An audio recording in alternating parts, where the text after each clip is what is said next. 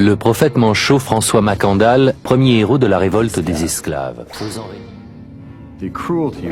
La cruauté qui régnait était sans mesure.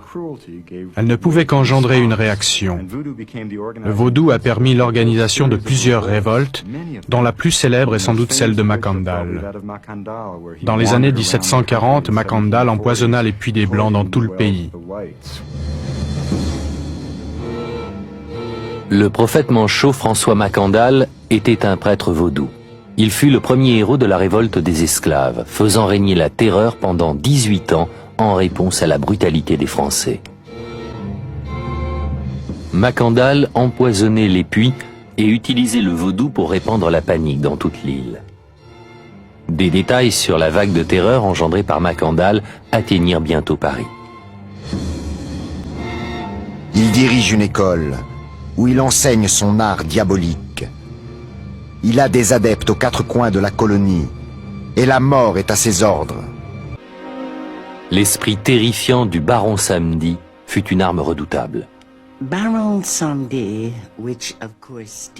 Le baron Samedi traite avec les morts et s'occupe du cimetière. C'est un personnage important de cette religion où la mort est considérée comme un rite de passage, comme la naissance. Ainsi, le baron Samedi est le grand gardien du cimetière, le lieu de notre dernier repos. La révolte des nègres marrons se renforça. Encouragé par le triomphe symbolique de Mackandal et armé du spectre menaçant du baron Samedi et de quelques esprits redoutables, la terreur se répandit sur les terres françaises, de même que dans les camps d'esclaves. En 1758, Mackandal fut finalement capturé et condamné à mourir sur le bûcher.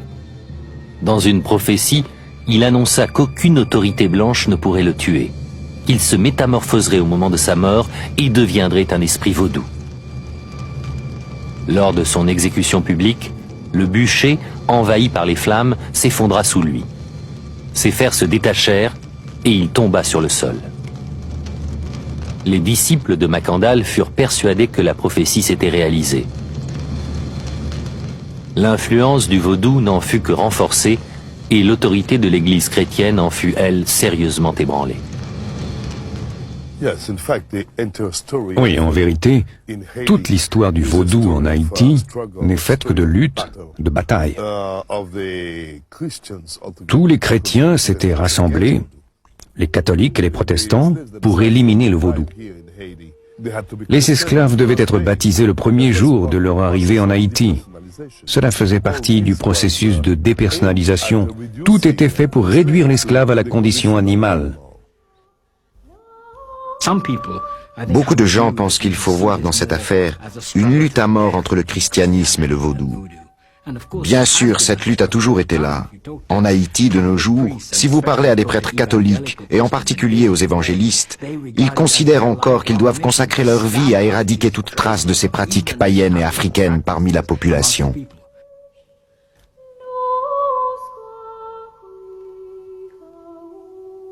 Les églises d'Haïti étalaient souvent des symboles du vaudou sur leurs murs. Dans le meilleur des cas, un semblant de paix régnait entre les deux religions. Pourtant, c'est l'Église qui dirigea une campagne de diabolisation du vaudou, l'accusant de magie noire.